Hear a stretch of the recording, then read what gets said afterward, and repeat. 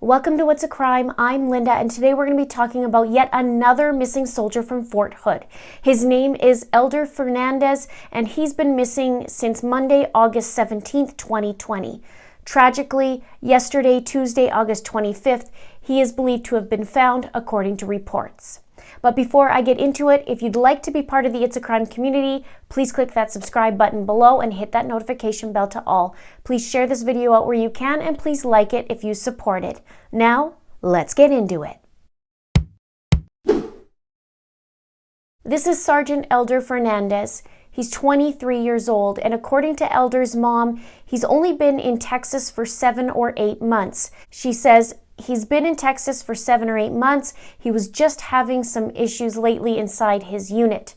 And as I mentioned, he is believed to have been found yesterday, Tuesday, August 25th, 8 days after he was missing. Now, authorities are waiting on forensic confirmation, but they did say that there was ID that was found, and it indicates that it is of Sergeant Elder Fernandes. Here's what the report says. At 5:36 p.m. Tuesday, a call was received in reference to a medical call along the railroad tracks west of South 49th Street. A caller advised that a male was observed near the railroad tracks. Upon officers' arrival, it was determined that the subject had been deceased for some period of time. Identification found at the scene indicates the victim may be missing Fort Hood soldier 23-year-old Elder Fernandes. However, no forensic confirmation has been made at this time. At this initial stage of the investigation, there is no indication of foul play. The investigation is ongoing. Justice of the Peace Ted Duffield has ordered an autopsy. Next of kin have been notified. Our thoughts and prayers are with the Fernandes family during this challenging time, Temple Police Chief Sean Reynolds said. Temple PD is the lead agency in the death investigation. TPD is working in conjunction with Fort Hood and Killeen Police Department Criminal Investigation Divisions. Temple Fire and Rescue also responded to the scene. This is an ongoing investigation. No additional information is available at this time. And here's what we know so far in the timeline. On Tuesday, August 11th, Elder was admitted to the Carl R. Darnell Memorial Hospital. His aunt Isabel said that the family called him every single day, but he told them very little about why he was there. The family also said Fort Hood officials informed them later that Elder had been suicidal, but they don't know exactly when. Then on Sunday, August 16th, Elder talked to his mom, Alina, and promised her he'll video call her when he's out of the hospital. Other family members said that Alina and Elder were very, very close. They had an extremely close relationship, it was reported.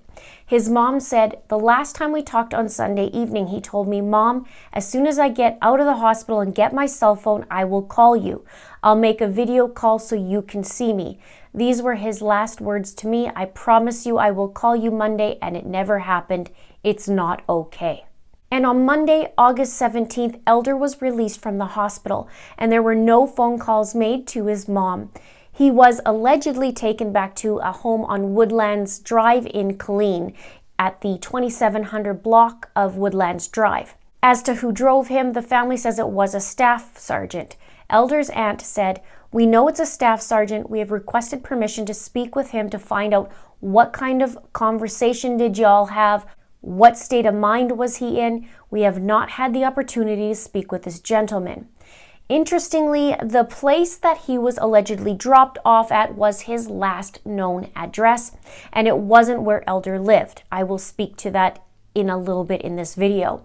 He moved out of that place at the end of July. He had recently signed a new lease but never picked up his keys yet. His mom, Alina, says the roommates told us he was never there. They had never seen him on that Monday. He had already moved out from that apartment. She said nobody had seen him open the door or get inside the house. We don't know after that.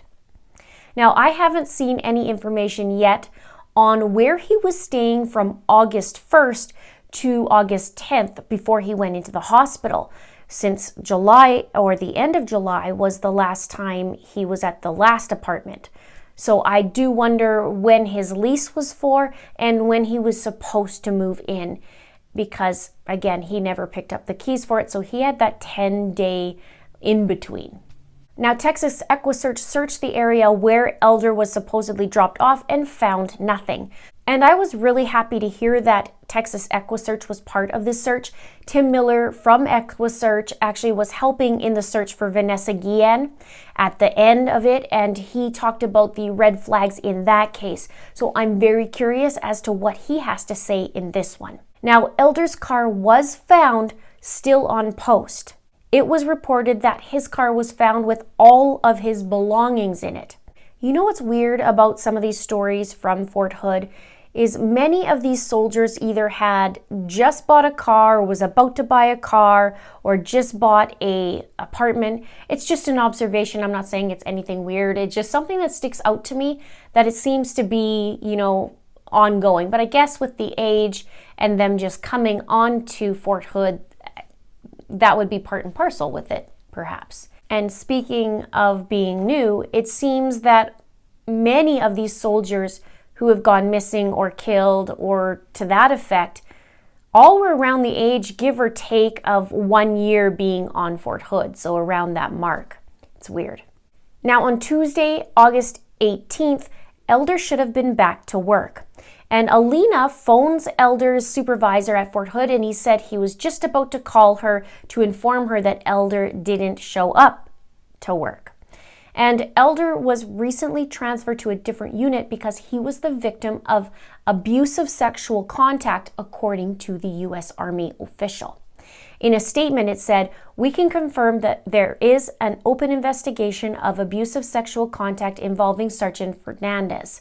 The unit sexual assault response coordinator has been working closely with Sergeant Fernandes, ensuring he was aware of all his reporting, care, and victim advocacy options." The transfer was meant to ensure that he received proper care and ensure that there were no opportunities for reprisals. Now, Natalie Kawam, who is the lawyer representing Vanessa Guillen's family, is also now representing Elder's family. And she says, "We must fight for them like they fight for us." She said that Army officials told Elder's relatives that he was found hanging from a tree. And in a statement, Natalie said, "I am saddened that another soldier who served the country has been destroyed by sexual assault and sexual harassment and this toxic culture in the military that exists." And in an article, it stated that Elder was supposed to be released to the care of his roommate on August 17th. And an Army sergeant said he dropped him off at his apartment complex, but the roommate said he never saw him. And Natalie said that instead of making sure that Elder was in the care of his roommate, he left him in front of the apartment building. And she said that Elder had been suicidal following a sexual abuse incident after a staff sergeant allegedly groped him. And Elder reported the abuse and he was transferred to a different unit. But Natalie said he didn't have any mental health issues when he joined the Army. He re-enlisted this year. He told his mom how happy he was to serve. Everything was great until he was sexually assaulted by his staff sergeant. He was upset and humiliated. She says that information was then shared with his new unit. Unfortunately, then the hazing and bullying continued. Now, I did read that the place where Elder was found was just over 25 miles away from Fort Hood, and it's just over 25 miles where the apartment complex was to where he was found. So I'm curious to know how the heck Elder got there, who drove him, and what method of transportation got him there, because his car was found at the base, and he allegedly was dropped off at this Woodlands place, but he never went inside. And I looked on a map, and that's a 10-hour walk if he chose to walk there. But my question is, how did he get there 25 plus miles away? What did he use to hang himself? He had all his belongings, so to speak, in his car, as that was reported. He didn't go into the apartment, and he didn't have keys to his new apartment.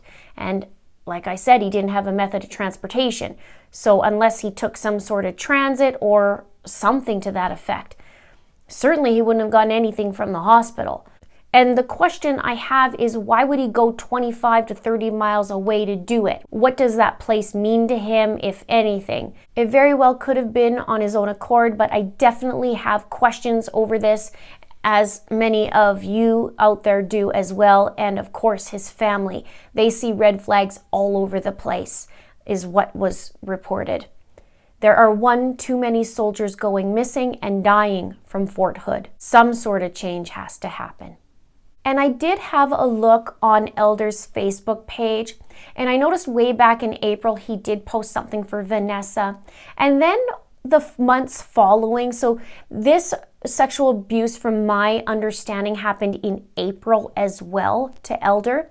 And after that, there was a couple posts that he had in there that it was just a little bit, it alerted me and wondered what was going on at Fort Hood with him, because there was just a couple things in there that that seemed to be bothering him, so to speak, because he did post a lot of memes, but they ended up being kind of like, I guess, pot shots kind of thing to Fort Hood, in my opinion.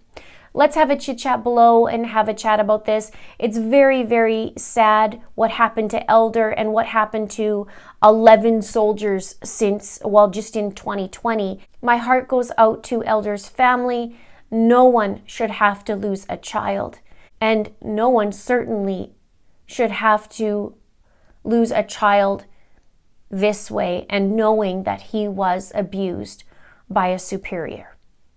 Let's have a chit chat below. Please subscribe if you haven't done so already. Thank you so much for watching. See you soon.